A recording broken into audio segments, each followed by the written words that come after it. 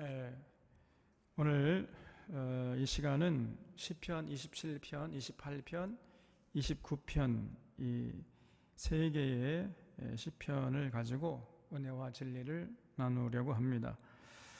먼저 이 시편 27편을 보면 역시 이 시편도 다윗의 시편이에요. 이 시편의 내용을 살펴보면은 다윗같이 하나님 마음에 합한 삶을 살았던 이 다윗에게도 많은 대적이 있었다는 것을 알 수 있어요. 그리고 그렇기 때문에 그 다윗에게 많은 어려움과 시련이 찾아왔다는 것을 알 수 있습니다. 하나님 마음에 합한 삶을 산다 할지라도 어떤 어려움과 고난이 없는 평탄한 삶을 살아가는 것이 아니라는 거죠.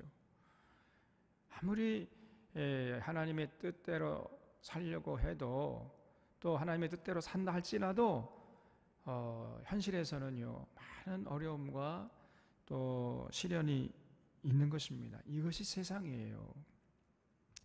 근데 이제 그렇게 믿는 자들은 절대로 그런 어려움과 시련 속에서라도 낙심하지 않는 거죠.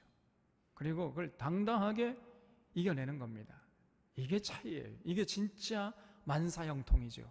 만사형통이라는 것은 아무런 어려움이 없이 그저 계획한 대로 다 잘 되어서 만사형통이 아니고, 어떤 어려움이나 고난이 와도, 어떤 시련이 닥쳐와도, 인생의 위기가 닥쳐와도 너끈하게 이겨내는 거예요. 그래서 만사형통인 것입니다, 여러분. 그래서 잔잔한 호숫가의 삶을 말하는 게 아니라, 만사형통이라는 것은 폭풍강으로 치는 가운데서도 평안함을 잃지 않는 것, 그 모든 고난을 이겨내는 것, 이게 진짜 만사형통이에요. 지금 다윗이 그런 많은 어려움과 시련이 있었어요. 많은 대적들과 원수들이 일어났습니다. 그런데 다윗은 그 모든 것들을 이겨냈어요. 이겨냈는데 어떻게 이겨냈는가? 우리가 오늘 이 시편 27편을 보면은요 알 수 있어요. 그래서 이런 다윗을 우리가 눈여겨보고 우리도 이 어지러운 세상 살아가는 동안에 지혜를 얻을 수 있어야 되겠습니다. 여기 1절에 보면 여호와는 나의 빛이요 나의 구원이시니 내가 누구를 두려워하리요. 여호와는 내 생명의 능력이시니 내가 누구를 무서워하리요. 그랬어요. 여기 벌써 이 1절을 보면은요 다윗의 주변에 다윗을 두렵게 하는 자들이 많았다는 것을 알 수 있어요.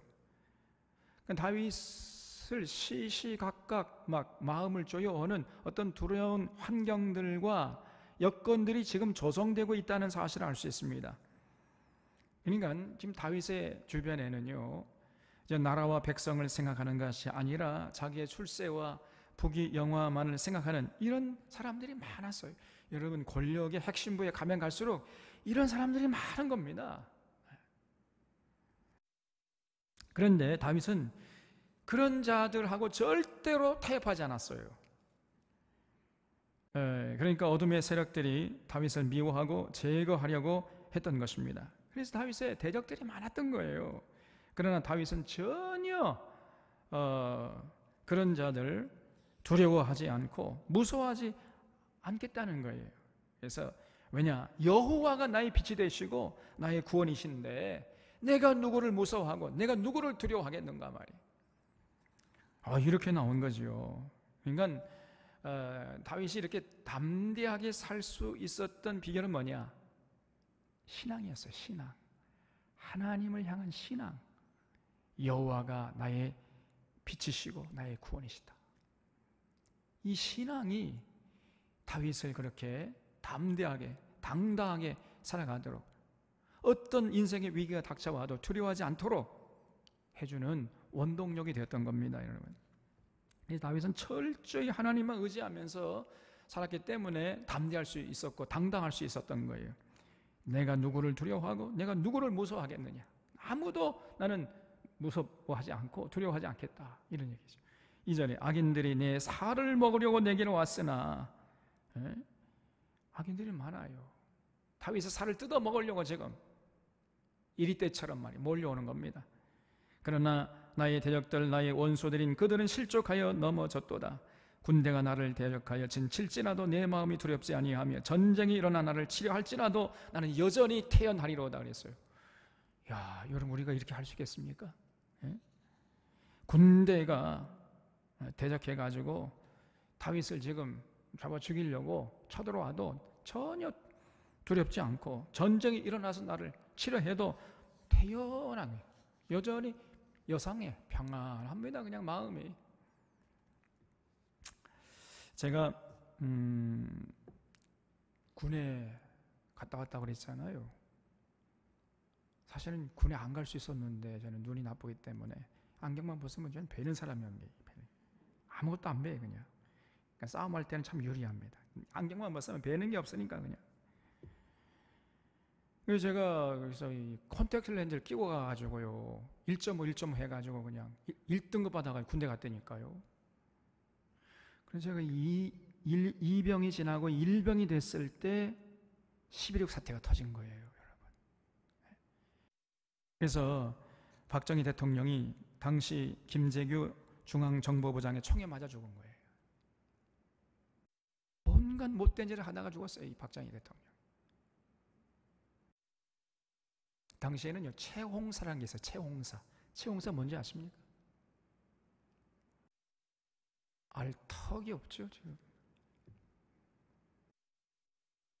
이 박 대통령 밤중에 적적하다 해가지고 여자들 말이죠 딱 찍어요. 그러면 이제 그 여자를 잡아다가 대령하는 거예요. 하룻밤 놀이개로 새벽거리로 전락시켜가.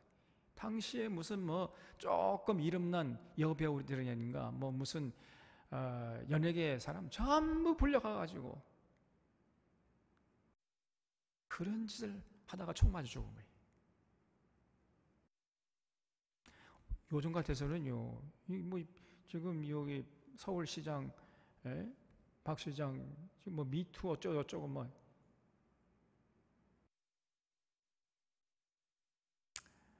그 당시에는요, 이거는 도대체가 여러분 이 독재 시대가요 얼마나 참 우리가 암울한 시대를 지나왔는지 모릅니다. 그런데 중요한 거는요, 그러다 보니까요 갑자기 군대에 태프컨 2가 발령됐어요. 그래서 완전 군장하라. 그래가지고 그냥 이제 모든 군장을 다 준비해가지고 여차하면 이제 전쟁터에 투입될 수 있는 만반의 준비를 했던 겁니다. 태풍 2가 이제 만반의 준비하는 거, 태풍 3면 전쟁이 터지는 거예요. 그리고 갑자기 자다가요 태풍 2가 그냥 발령이 된 거예요. 그래서 뭐 완전 군장하고 잠을 잘 때에도 군화를 벗지 않고 잠을 잤습니다. 몇 달 동안 완전 군장하고 여차하면 출동하려고. 그래서 이제 알고 보니까 박정희 대통령이 시해당했다는 거예요. 깜짝 놀랐습니다. 그러면서 막 두려움이 엄습했어요. 야, 이러다가 이제 북한이 저 알게 되면 북한이 쳐들어오면 어떡하나. 그러면 이제 드디어 나는 이제 전쟁하다가 총알바지로 죽겠구나. 이런 두려움이 엄습하더라고요. 아이고, 내가 왜 이때 군에 왔었고, 나 군에 오지 않아도 됐을 텐데 괜히 와가지고 이게 무슨 꼴이냐. 그런 생각이 조금 들었어요. 조금. 많이는 아니고. 그런데 지금 다윗은 뭐라고 고백하죠? 군대가 쳐들어와서 진칠지라도 너는 두려워하지 않고 여전히 태어나리로다 그랬어요. 야, 여러분 대단하지 않습니까? 이런 다윗의 용기가 어디서 왔어요? 여호와가 나의 빛이고 나의 구원의 힘을 굳게 믿는 그 믿음에서 비롯된 것입니다. 이렇게 신앙이 중요한 거예요. 이 신앙이 어려울 때 빛을 발하게 되어 있습니다. 평소에는요, 별로, 왜냐면 뭐 평소에는 뭐 어려움 별로 없으니까. 근데 어려울 때 신앙이 진짜 빛을 발하는 거예요.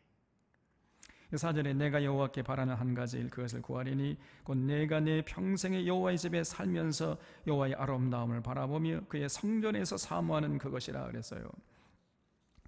그러니까 언제나 여호와가 나의 빛이고 나의 구원의 힘을 굳게 믿었기 때문에 언제나 다윗의 마음은 자연스럽게 늘 하나님이 계시는 성전을 향했던 것입니다.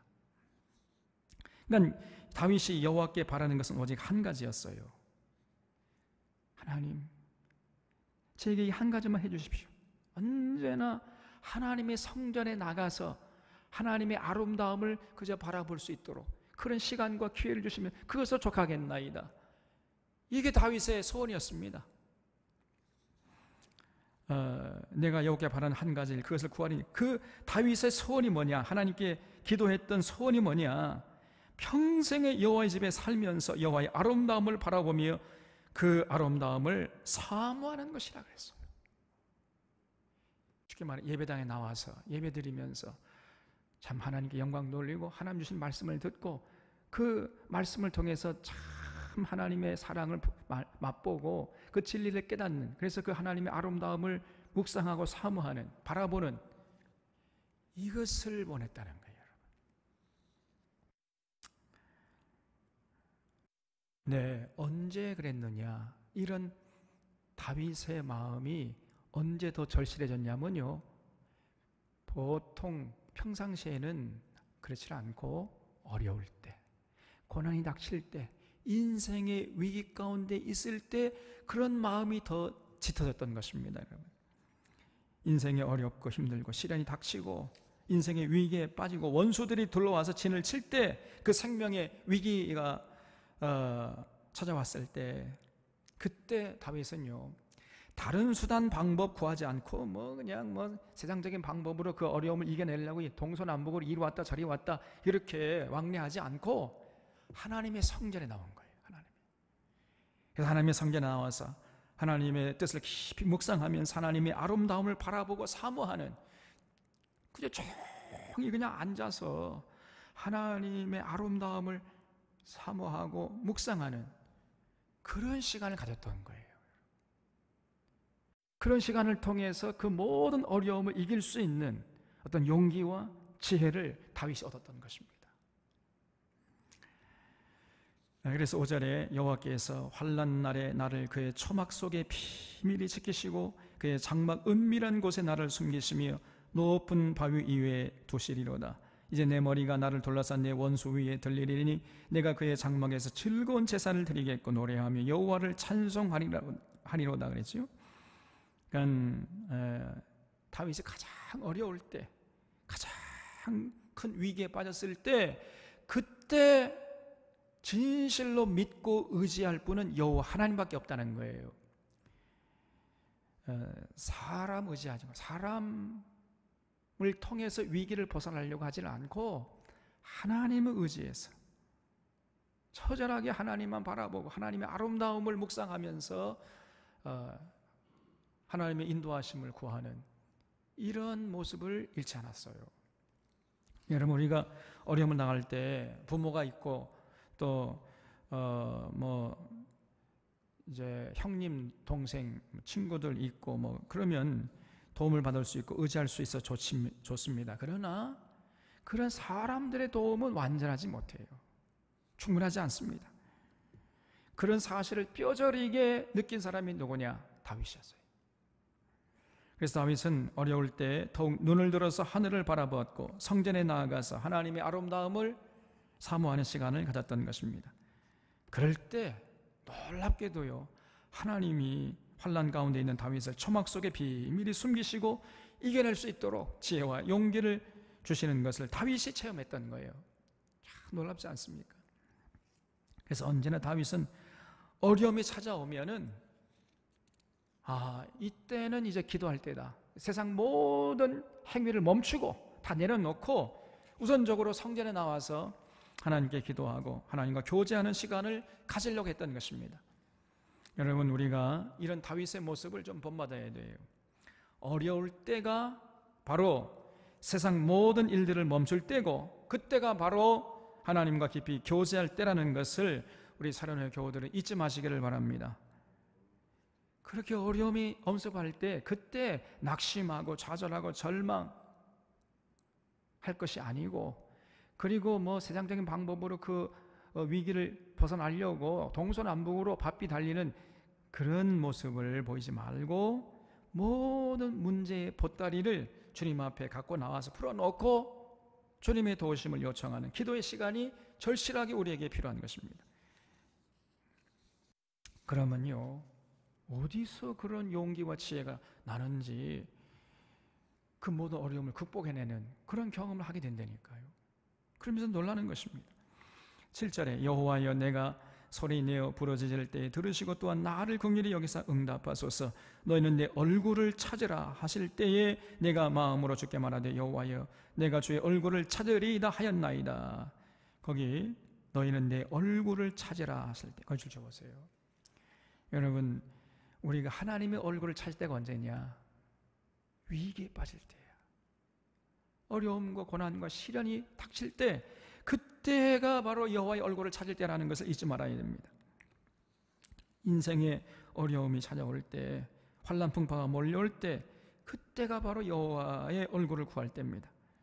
그때 진실로 세상 방법을 동원해가지고 그 어려움에서 벗어나려고 하지는 않고 여호와 앞에 나아가서 조용히 여호와의 얼굴을 구하는 자, 이런 사람이 진실로 지혜로운 사람이에요. 다윗이 그랬던 것입니다. 여러분, 다윗이 하나님 앞에 나아가 기도할 때, 그러면 그 기도의 내용이 무엇인지 여기 9절에 보면요, 주의 얼굴을 내게서 숨기지 마시고 주의 종을 노하여 버리지 마소서. 주님의 얼굴을 좀 보여달라, 이렇게 기도했죠. 그리고 주는 나의 도움이 되셨나이다. 나의 구원의 하나님이신 나를 버리지 마시고 떠나지 마옵소서.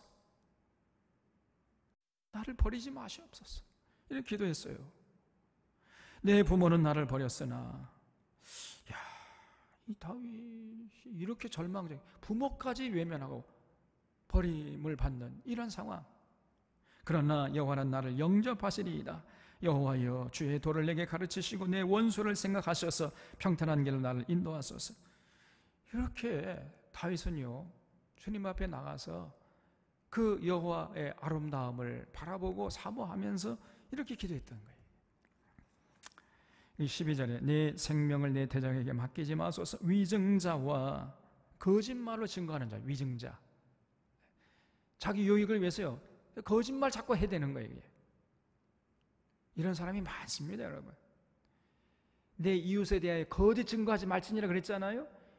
여러분, 내 이웃에 대해서 거짓 증거하는 것처럼 큰 죄가 없는 거예요. 이거 하나님이 가장 분노하는 죄입니다. 이런. 그 재판정에서 저 사람이 하지도 않는데 저 사람이 했대요.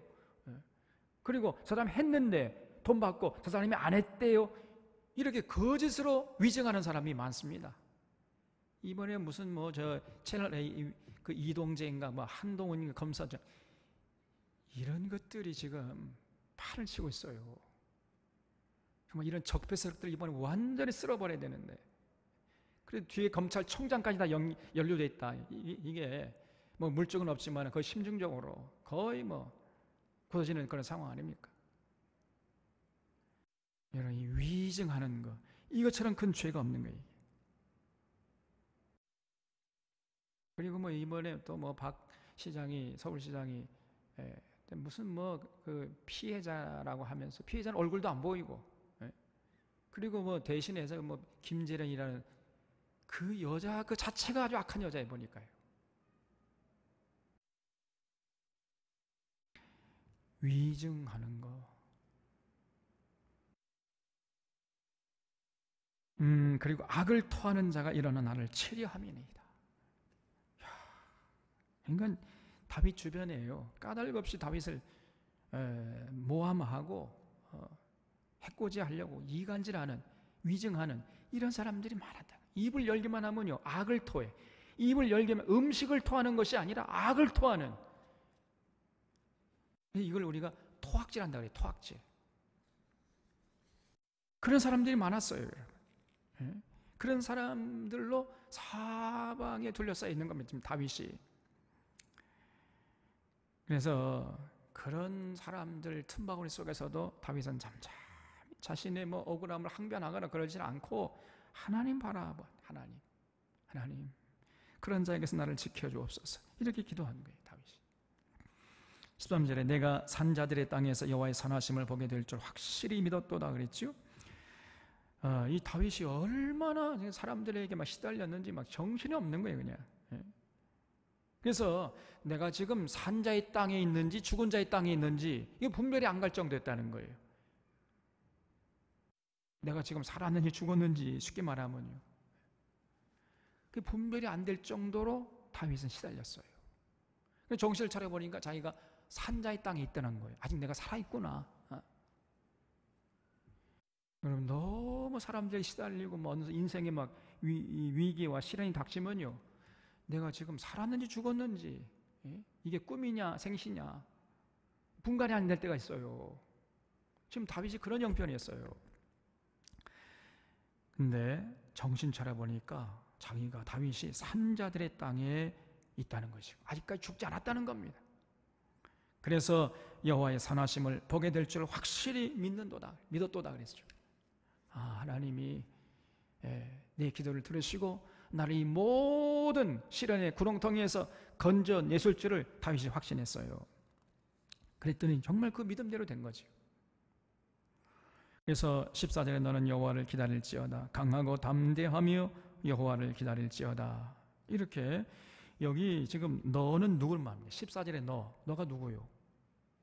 다윗이죠. 그러니까 다윗이 자신을 지금 너라고 2인칭 대명사로 지금 의인화시키고 있어요. 그러니까 스스로, 그러니까 자기가 자기를 격려하면서 낙심하지 않도록 두려움 가운데서 지금 자신을 추스리는 이런 모습을 볼 수 있잖아요. 그래서 여러분 스스로 자신에게 야 다윗아, 너는 강하고 담대하라, 여호와를 기다려라, 이렇게 자기가 자기에게 얘기하고 있어요 지금. 그러니까 왜 그럴까요? 왜 그렇게 했겠습니까? 저절로 그냥 담대하면은 야 너 담대해 그런 말 할 필요가 있어요 없어요? 없죠. 그러니까 이게 무슨 말이냐면요, 다윗도 그런 위기의 상황에 봉착하니까 두려웠던 겁니다. 다윗도 두려웠어요. 그러니까 두려움이 아예 생기지 않아서 그 어려움을 잘 이겨낸 것이 아니라 두려움이 막 먹구름처럼 몰려왔지만은 그 많은 두려움을 이겨냈던 겁니다. 이거는요 하늘과 땅만큼 차이가 나는 거예요. 아예 두려움이 안 생겨가지고 용기 백비하는 거하고 엄청난 두려움이 몰려왔지만은 그러나 그 두려움을 이겨내는 거하고는요 하늘과 땅만큼 차이가 나는 거 아닙니까? 이런 그런 굉장한 사람들도요, 우리가 야 저 사람 정말 대단한 용기 있는 사람이다 이렇게 생각하는 사람일수록 어떤 면은 겁쟁이에요. 엄청나게 두려움이 몰려오는 겁니다. 그런데 그 어려움을, 그 두려움을 하나님을 믿는 믿음으로 극복해냈을 뿐이지 두려움 자체가 없는 게 아니에요. 잃지 말아야 돼요. 그래서 그 두려움을 이겨낼 수 있는 용기와 지혜를 어디서 얻었냐? 바로 기도를 통해서 얻은 거예요. 기도. 다윗이 그랬던 것입니다. 또 많은 우리 믿음의 선조들이 바로 기도를 통해서 그런 두려움을 엄습하는 두려움을 이겨낼 수 있는 지혜와 용기를 얻어냈던 거예요. 여러분 우리가 잘 알고 있는 마틴 루터 킹 목사님 있잖아요. 그 흑인 인권 운동에 헌신했던 목사님이잖아요. 당시 1950년대, 1960년대는요 정말 미국은 그야말로 흑인 차별이 공공연하던 시절이었습니다. 여러분 이런 식당에 들어가려면 하며 식당 그 문 앞에, 식당 문을 열고 들어가려면 그 문 앞에 팻말이 2개가 반드시 적혀 있어요. 한쪽에는요 For white only, 백인들만 들어볼 수 있다. For white only. 이런 문구가 그냥 공공연하게 걸려 있는 겁니다. 흑인들은 못 들어온다는 거예요. 그리고 다른 한편에는요 No blacks, no dogs. No blacks and dogs. 그러니까 흑인들과 개는 못 들어온다는 거예요. 그러니까 이게 무슨 말이냐면요, 흑인들이 누구와 동급이었어요? 개들과 동급이에요. 개들. 흑인들은요 사람이 아닙니다. 개돼지만도 못한 존재였단 말이에요. 그것이 당시 미국 사회였습니다. 여러분 이 미국 사회가요 절대로 그런 아름다운 밑잘 쓸 나라가 아닙니다. 아름다운 미자 써가지고 미국이란 그렇게 호칭을 불러주는 나라는 이 대한민국밖에 없어요. 전 세계에. 절대로 미국을 아름다운 미자 쓰지 않습니다. 미국이 좋은 나라가 아니에요, 여러분. 그래서 어떻게 이 사람을 이 개, 돼지만도 못하게 하겠냔 말이에요. 그래서 이 마틴 루터 킹 목사님이 이제 흑인 인권 운동에 이제 헌신한 건데, 그 계기가 된 것은 1955년 12월에 그 몽고메리라는 곳에서 로자 팍스라는 이 흑인 여성이 이제 버스를 타고 가는데 백인 남자가 이제 다시 버스에 이제 올라탄 거예요. 좌석에 꽉 차니까 흑인 여자 보고요, 너 일어나. 이 백인 남자가 왔는데 어디 감히 앉아 있어. 너 일어나. 그러니까요, 그 팍스 여자가 내가 왜 일어나느냐? 나 못 일어난다. 또 이제 그래서 이제 언쟁이 붙은 겁니다. 그래가지고 경찰이 출동해가지고 감히 백인이 올라왔는데 흑인이 돼가지고 이 개돼지만 못한 것이 말이야 일어나지 않고 자리를 양보하지 않았어? 그래가지고 잡아가 버렸어요. 이때부터 이 킹 목사님이요, 몽고메리 씨가 운영하는 그 버스 우리가 타지 않기 운동하자, 불매 운동한 거죠. 그래가지고 이제 본격적으로 흑인 인권 운동에 뛰어든 겁니다, 킹 목사님이. 그래서 막 함께 손에 손을 잡고 대문을 한 거예요. 흑인도 사람이다, 사람 취급해달라 말이에요.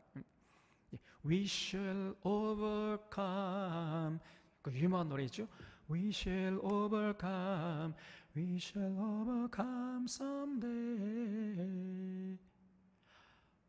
그 다음 뭐예요? Deep in my heart I do believe we shall overcome someday. 이런 노래가 있어요. 우리는 언젠가 이길 겁니다. 반드시 이길 겁니다. 온 몸과 마음으로 난 이걸 우리가 언젠가 반드시 이길 것을 믿습니다. 이렇게요, 서로 흑인들이 손에 손을 잡고 대모를 하기 시작한 거예요. 그러니까 이 미국의 백인들이 이제 정말 죽이려고 하는 거예요, 죽이려고. 근데 이 마틴 루터 킹 목사님이 유명한 연설한 게 있죠. I have a dream, 나의 꿈이 있습니다. 제가 이걸 읽고요, 제가 젊었을 때 얼마나 감동을 받았는지 모릅니다. 나에게 꿈이 있습니다. 내 고향 조지아의 붉은 언덕에서 흑인 노예의 아이들과 백인 주인의 아이들이 한 식탁에 둘러앉아 함께 먹는, 그래서 형제애를 나누는 날이 언젠가 오리라는 꿈이 나에게 있습니다. 나에게 꿈이 있습니다. 삭막한 사막으로 뒤덮인 채 불의와 억압의 열기에 신음하던 미시시피가 자유와 정의가 실현되는 오아시스로 변화되는 꿈이 나에게 있습니다. 나에게는 꿈이 있습니다. 나의 4명의 자식들이 피부색이 아니라 인격에 따라 평가받는 나라에서 살게 되는 날이 언젠가는 오리라는 꿈이 나에게 있습니다. 이런 명연설을 했습니다, 여러분.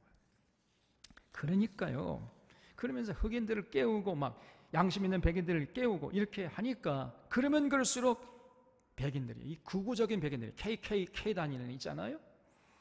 이런 사람들이요, 이 킹 목사님을 눈에 가시를 여기면서 죽이려고 그랬어요. 그냥 허구한 날 시시때때로 그냥 전화 걸어야 되는 거예요. 그냥 막 순간순간 전화를 걸어요, 그냥. 그래가지고 너 뒤를 조심해. 네 가정들 다 죽여버린다. 네 애새끼들 다 죽여버리겠다. 이 전화하고 탁 끊어버려요. 그런 전화를 수도 없이 받습니다.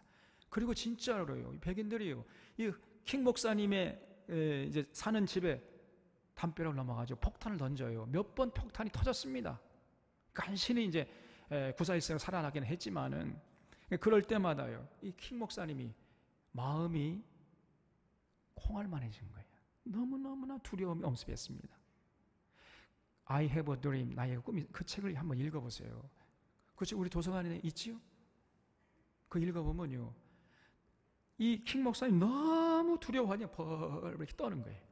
여러분, 위대한 사람이라고 해서 두려움이 없는 게 아닙니다. 오히려 그 두려움이 더 엄습하는 거예요. 그래서 이 킹 목사님은요, 밤새도록 기도하네요. 밤새도록. 두려움이 엄습할 때마다 하나님께 나가서 눈물로 뭐라고 기도했냐? 하나님, 저 이제 그만하렵니다. 나 포기하겠습니다. 난 너무 두렵습니다. 그리고 나는 뭐 죽어도 좋겠지만은 내가 죽으면은 지금 내 아내나 내 새끼들 토끼 같은 사랑하는 애들 무슨 죄가 있습니까? 쟤들은 어떻게 되겠습니까? 나 그만하렵니다. 나 이거 안 하렵니다. 밤새도록 하는 게 씨름을 해요. 여러분, 이 실존적인 고민이었어요. 이게 다 이 킹 목사님이요.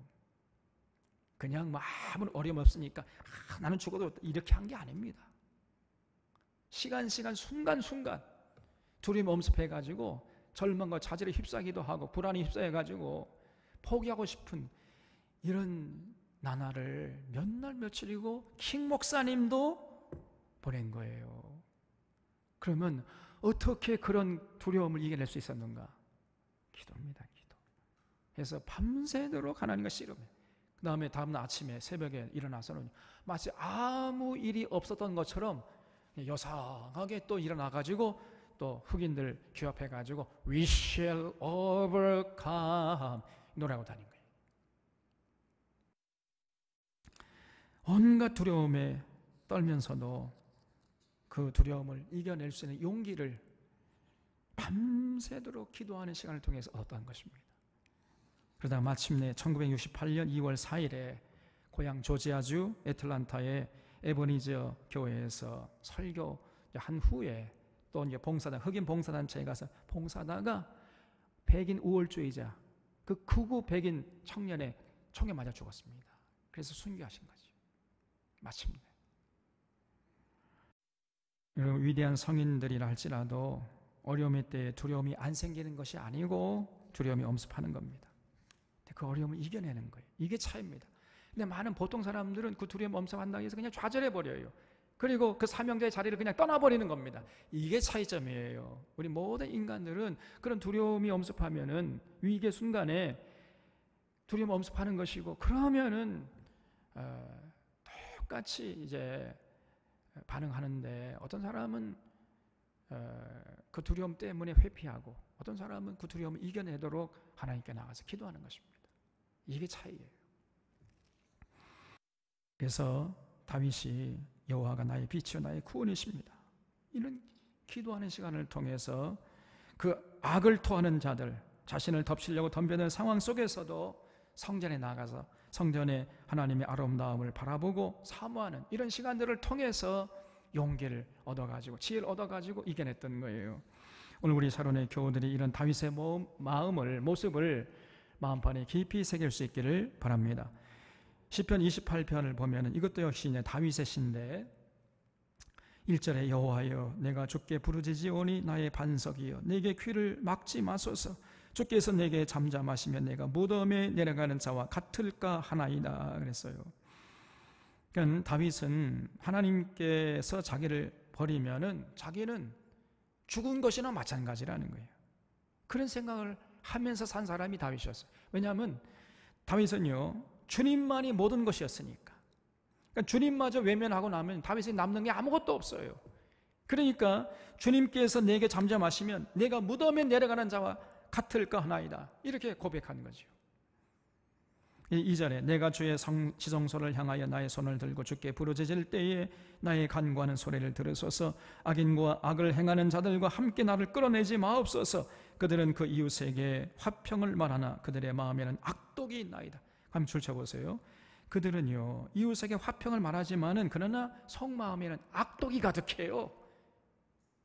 이런 이중 인격자들이 우리 주변에도 너무나 많지 않습니까? 겉으로는요 화평을 말해. 입만 열면은 평화. 그냥 막 웃음을 흘리면서 얼마나 친절하고 간이라도 빼줄 것처럼 이렇게 행동합니다만은 그 속에는요 악이 가득해요.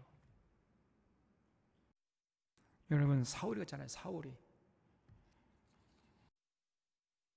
다윗이 사울을 2번씩 죽일 수 있음에도 불구하고 살려줬잖아요. 그러니까 그걸 경험하고 이제 사울이 또 울어요. 사울, 다윗아 나는 너를 죽이려고 했는데 넌 나를 이렇게 죽이지 않고 살려줬구나. 네가 왕이 될 때 우리 아들 좀 잘 부탁한다. 난 다시는 너를 죽이려고 하지 않겠다. 이렇게 해놓고 돌아서서 또 다윗을 죽이려고 덤벼들었지요. 입으로는 평화를 말하지만은 마음에는 여전히 독사의 독을 품고 있는 겁니다. 지금 사울이. 여러분, 이런 사울 같은 사람들이 많아요. 요즘에 우리 정치인들 봐요. 특별히 이런 이 야당들 보세요. 이 야당. 뭐 여당도 뭐 그런 사람도 있겠지만은 야당들이 막 그런 많아요. 야당. 저 미통당 저것들. 입으로는 화평을 말하고 국민을 위한다고 하지만은 여러분, 그거는 겉껍데기입니다. 속에는요, 자기 탐욕, 자기 기득권 지켜야지. 백성들은 국민들은 안중에도 없어요, 저것들이. 서로 뭐 인사하면서 악수하고 뭐 간이라도 빼줄 것처럼 그렇게 친절하게 대하고, 얼굴에는요, 만나가지고 서로 막걸리 나누면서 우리가 잘해보자 막 이렇게 합니다만, 돌아서 가지고는요 또 막 이간질 시키고 험담하기 바빠요. 마음속에 악독이 서려 있는 것입니다. 그래서 여러분, 이 정치라는 세계가 이렇게 비열해요. 이게 권력 암투를 보면은요, 우리 같은 사람들은 도저히 거기에 있을 수가 없을 것 같아요. 우리는 전혀 딴판의 세상인 겁니다. 거기는 이 정치 세계가. 그래서 이 노무현 대통령이 그 지인들에게 절대 정치하지 말아라, 이렇게 유언을 남기기도 하지 않았습니까? 정말 거짓과 술수와 탐욕과 악독이 판을 치는 거, 이 정치판이고 권력 다툼의 장인 거예요. 근데 그 선한 사람이 그 권력 악한 놈들이 그것도 권력을 잡아가지고 우리의 군림하니까 이게 문제 아닙니까? 그래서 우리가 정신을 차리고 정말 올바른 사람을 우리 지도자로 세우려고, 올바른 사람을 국회의원 뽑아가지고 국회로 보내야 우리가 편한 거예요. 우리가. 그러니까 다윗이 이러한 입만 열면은 그 악을 토하는, 겉으로는 평화를 말하지만은 악을 토하는 이런 자에게 날마다 시달렸던 거예요. 앞다르고 뒤다르고 겉다르고 속다르고. 여러분, 이런 사람들을 경험하지 않는 것이 참 이건 복인데, 경험하지 않을 수가 없어요. 살다 보면. 그리고 5년 전에 그런 걸 많이 겪었습니다. 여기 우리 권사님도 많이 시달렸잖아요. 상대할 수가 없어요. 그런 사람들. 장로들이 그래요. 장로들이. 보니까 거의 신천지에 빠진, 교회 가려면은 뭐지, 신천지 가라고, 이 장로가 이따위 말을 할 수가 있습니까? 이게 나이 사람이 아닌 거예요. 이게 대화 상대가 아닙니다. 그런 사람하고는.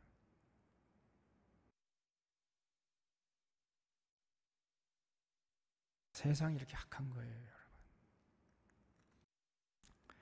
다윗이 그랬던 겁니다. 4절에 그들이 하는 일과 그들의 행위가 악한 대로 갚으시며 그들의 손이 지은 대로 그들에게 갚아 그 마땅히 받을 것으로 그들에게 갚으소서. 그들은 여호와께서 행하신 일과 손으로 지으신 것을 생각하지 아니하므로 여호와께서 그들을 파괴하고 건설하지 아니하시리로다 그랬어요. 그러니까 그냥 이 자기 욕망에 눈이 멀어가지고 전혀 하나님이 하시는 일에 관심 없는 사람들, 그런 사람들이 있는데, 그런 사람들 하나님 가만두시겠냐는 거예요. 반드시 파괴하시고 그 사람들을 건설치 다시 말하면 절대 세워주지 않는다는 겁니다. 이게 다윗의 믿음이었어요. 그리고 진짜 하나님이 그러하세요. 여러분, 우리 하나님은요, 행한 대로 갚아주시는 분이신 줄로 믿으시기 바랍니다. 사람은 속일 수 있을지 모르지만 절대로 하나님을 속일 수가 없어요. 하나님은요, 반드시 그 행한 대로 갚으시고 그 뿌린 대로 거두게 하시는 분이신 줄로 믿으시기 바랍니다, 여러분. 그러니까 이런 하나님에 대해서 함부로 생각하고 경홀히 여기는 어리석은 자고요, 아주 무지한 자입니다. 그런 자를 멀리 해야 돼요.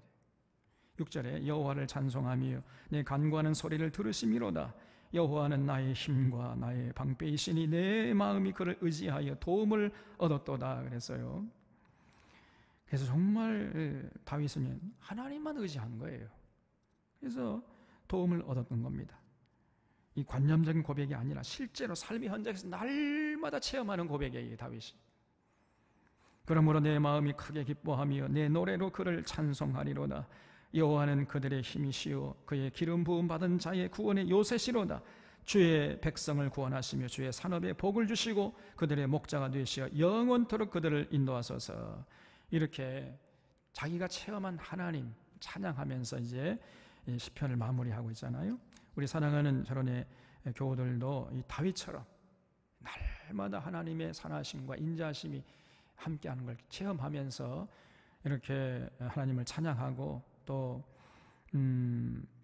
하나님 앞에 나아가서 주의 백성을 구원하시고 주의 산업에 복을 주시고 그들의 목자가 되어 영원토록 그들 인도하여 달라고 기도하는 이러한 멋진 신앙인들 되시기를 바랍니다. 또 시편 29편도 역시 다윗의 시편이에요. 여기 1절에 너희 권능 있는 자들아 영광과 능력을 여호와께 돌리고 돌릴지어다.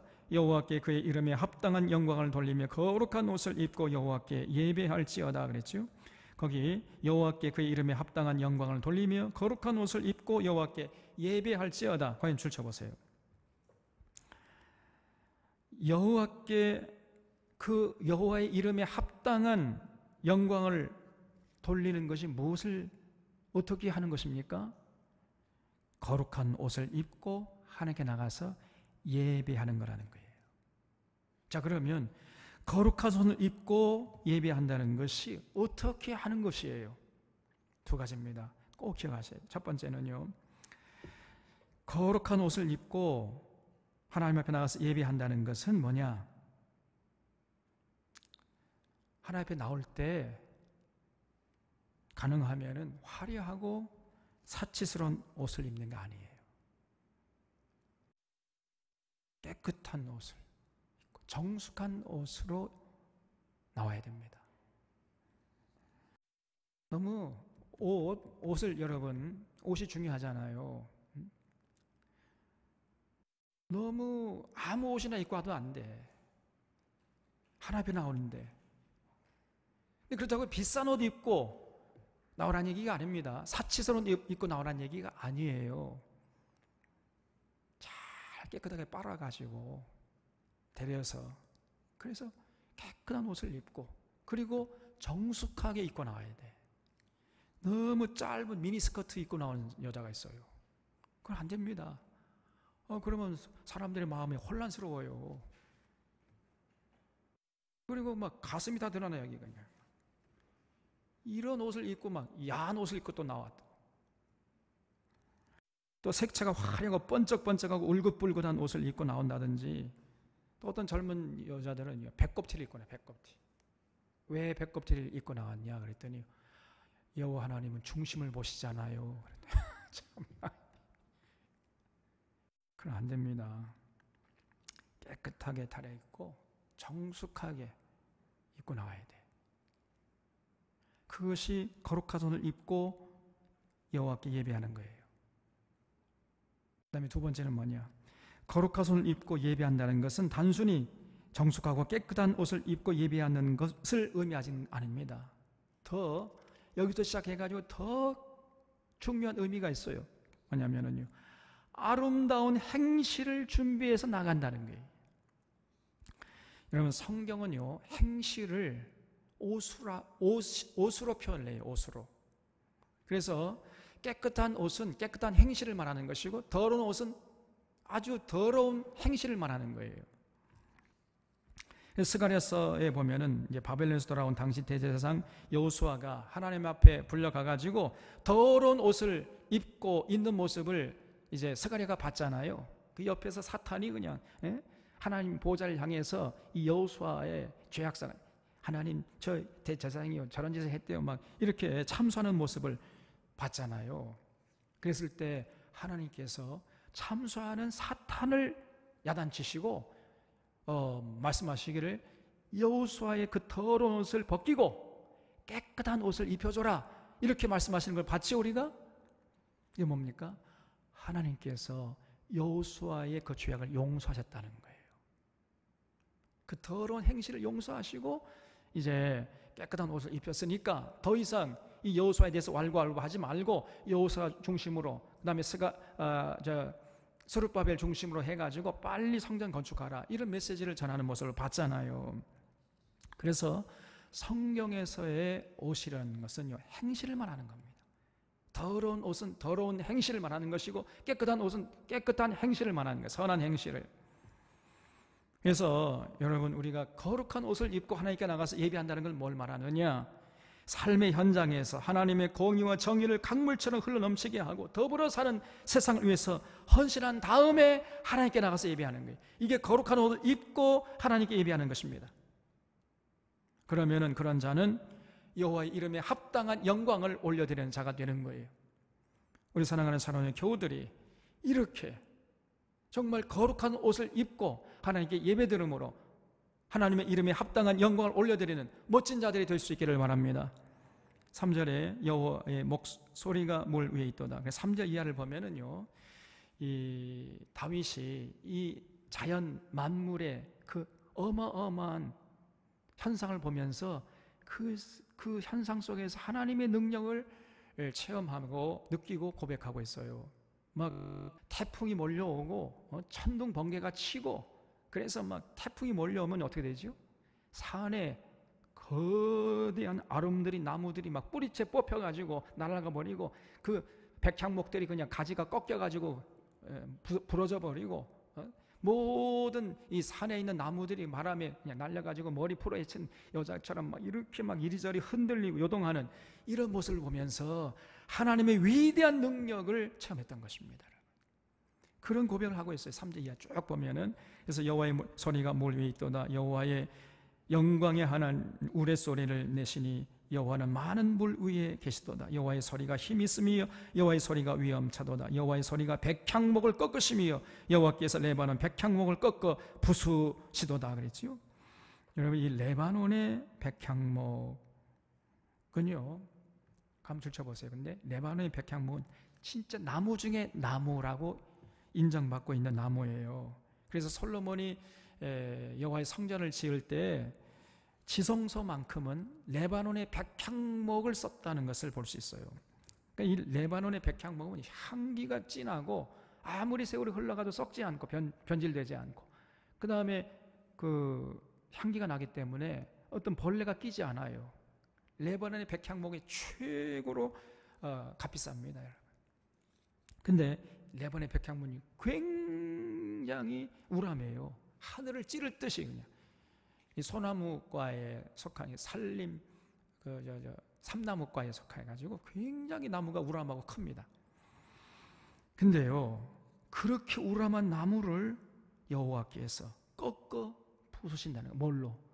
바람을 불어가지고, 광풍을, 태풍을 불어가지고, 그래서 천둥 번개 보내가지고 또 태풍을 보내가지고 레바논의 백향목을 꺾어 부숴버렸다는 거예요. 그러니까 다윗이 이렇게 이제 천둥 번개가 치고 막 태풍이 몰려오고 하는 그런 모습을 보면서 하나님의 능력을 이제 인정하는 거죠. 바로 그 태풍이 몰려오고 천둥 번개 치는 것을 지금 하나님이 하고 계시다, 이렇게 지금 인정하고 있는 거예요. 6절에 그 나무를 송아지같이 뛰게 하시며 레바논과 시련으로 들 송아지같이 뛰게 하셨노다 그랬죠. 여기 시련이라는 말은요, 두로와 시돈 사람들이 헐몬산을 시련이라고 불렀대요. 시련. 근데 이스라엘 사람들은 헐몬산이라고 부르죠. 그래서 갈릴리 북쪽에 우리나라 백두산보다 높은 거대한 산이 있어요. 그걸 헐몬산이라고 합니다. 그 헐몬산에 만년설이 녹아 있는데, 그 만년설에서 이제 시나브로 한 방울 두 방울씩 이제 만년설이 녹은 물이 흘러 내려와 가지고 갈릴리 호수로 흘러 들어가는 거예요. 그래서 이 헐몬산이야말로 이스라엘 백성들의 젖줄이라고, 생명줄이라고 볼 수 있어요.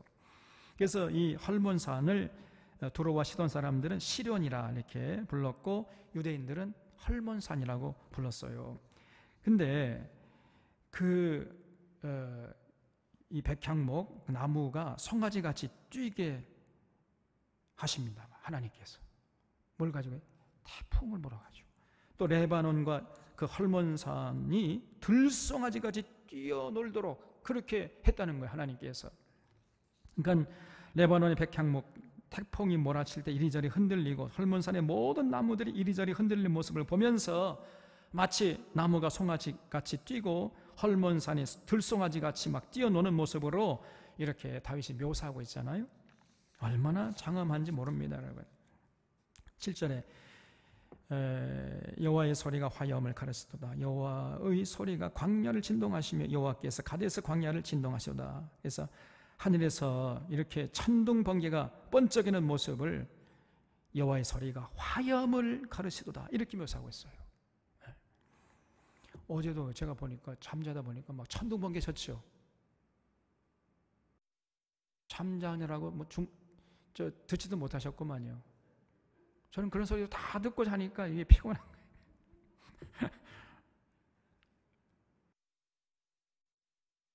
정말 어제였죠? 천둥 번개가 많이 쳤어요.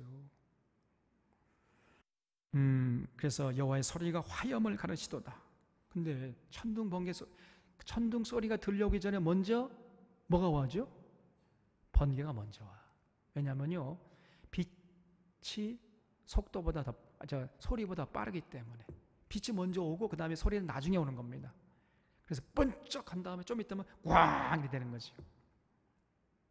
여호와의 소리가 화염을 가르치도다. 여호와의 소리가 광야를 진동하시며 여호와께서 가데스 광야를 진동하시도다. 그래서 이렇게 참 천둥 번개가 치는 모습을 보면서 하나님이 지금 이렇게 하나님의 능력을 지금 고백하는 거예요. 여러분, 이 자연 만물의 현상 속에서 하나님의 능력, 하나님의 얼굴을 볼 수 있는 사람, 이 복된 사람이죠. 지금 조금 전에 우리 권사님이 기도하셨지만은요, 코로나19 바이러스, 단순히 이게 코로나19 바이러스 문제가 아니라 이게 하나님의 분노하시는 얼굴로 여러분 보여주십니까? 그게 느껴져야 돼요. 지금 이 인류를 하나님의 이 분노하시는 얼굴이 여러분 보여야 됩니다. 인류가 지금 너무 교만하고 방자해요.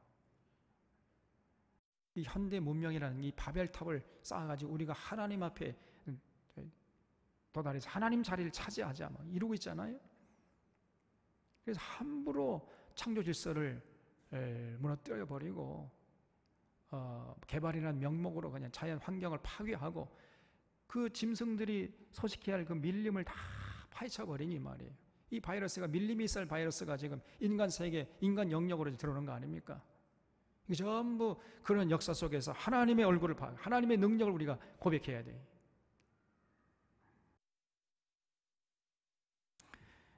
그래서 9절에 여호와의 소리가 암사슴을 낙타케 하고 살림을 맑게 벗기시니 그의 성전에서 그 모든 것들이 말하기를 영광이라 하도다. 여호와께서 홍수 때에 좌정하셨으며, 그렇게 막 홍수가 나는 모습을 보고 여호와께서 지금 좌정하셨다는 거예요. 지금 중국에요, 그 남부지방 그 산사댐 거기가 지금 2달 이상 계속 비가 오고 있답니다. 정말 대단합니다. 계속 비가 오고 있다는 거예요. 지금 산사댐이 지금 무너질까 지금 노심초사하고 있잖아요, 중국 정부가. 지금 하나님이 그 중국 그 산사댐 거기에 지금 좌정하신 거예요. 여호와께서 홍수때에 좌정하셨으며 여호와께서 영원하도록 왕으로 좌정하시도다. 여호와께서 자기 백성에게 힘을 주시며 여호와께서 자기 백성에게 평강의 복을 주시리로다. 거기 여호와께서 자기 백성에게 평강의 복을 주시리로다. 그걸 줄쳐보세요. 그러니까 지금 다윗은요, 또 이스라엘 사람들의 기도하는 모습을 보면은 기복신앙적인 기도는 절대 하지 않습니다. 기복신앙적인 기도를 찾아볼 수가 없어요. 일도 안 하고 뭐 어떤 요행을 바라고 뭐 갑자기 그냥 막 떼부자 되게 해달라, 출세하게 해달라고 하고 자기 사업 잘 돼가지고 승승장구하게 해달라, 이런 기도는 성경에 찾아볼 수 없습니다. 그래서 이 다윗도 그렇고요, 대부분 이 믿음의 사람들의 기도의 주제가 뭐냐? 하나님, 자기 백성에게 평강의 복을 주시옵소서, 이 기도였어요. 평강의 복, 샬롬이죠, 샬롬. 그냥 전쟁만 나지 않으면 좋겠습니다. 전쟁이 나면요, 사람의 그 평화가, 누리는 것들이 다 일상들이 깨져버리잖아요. 농사 지은 것 다 먹지 못하고, 가축 길러도 잡아먹지 못하고, 포도주 짰는데 마시지 못하고 다 뺏기는 거 아닙니까? 그래서 진정한 복이 뭐냐? 내가 일한 대로, 수고한 대로, 땀 흘린 대로 먹는 거예요. 그러면 평화로워야 돼. 전쟁이 있으면 안 돼요. 샬롬이 있어요. 그래서 평강의 복을 하나님 주시옵소서. 이게 기도 제목이었습니다, 여러분. 그저 손도 안 대고 먹고 마시고 뭐 갑자기 떼부자 불로소득, 이거를 복이라고 하지 않아요. 성경은 절대 복이라고 하지 않아요. 성경은요, 수고한 대로 먹는 복, 이게 진짜 복이에요. 땀 흘리지 않고 얻는 물질은 절대로 그게 복이 아니랍니다, 여러분. 그래서 평강을 위해서 늘 기도하는 거예요. 저기 서울에 있는 큰 대형교회는요, 아예 그냥 부동산 사고 팔고 하는 담당 부목사가 따로 있다니까. 참나. 부동산 업자예요, 부동산 업자. 이 더 이상 교회가 아닙니다. 네. 그래서 개발 정보 빼내가지고 부동산 값싸게 사요. 그럼 좀 있으면 이제 거기 개발되면 부동산 확 이제 치솟아. 그럼 팔아. 그리고는 이제 설교 시간에 하나님께서 우리에게 이런 복을 주셨습니다. 아멘 할렐루야. 이게 바알 선지자죠. 강남에 있는, 서울에 있는 대형교회 이런 짓들을 하고 있다니까. 그리고 그 성도들이 그걸 부추겨요. 또 그렇게 해서 또 전혀 땀 흘리지 않고 얻은 그 소득을 하나님이 복 주셨다, 이렇게 선포해 버리는 겁니다. 완전히 기독교가요, 이 지금 바알 우상을 섬기고 있는 겁니다. 이 기독교가 아닙니다. 이거는 언제나 우리는 평강을 위해 기도해요. 평강. 이 땅에 모든 공의와 정의가 강물처럼 흘러서 모든 사람들이 자기 자리에서 평화롭게 먹고 살아가는 이런 세상을 허락해 주시옵소서.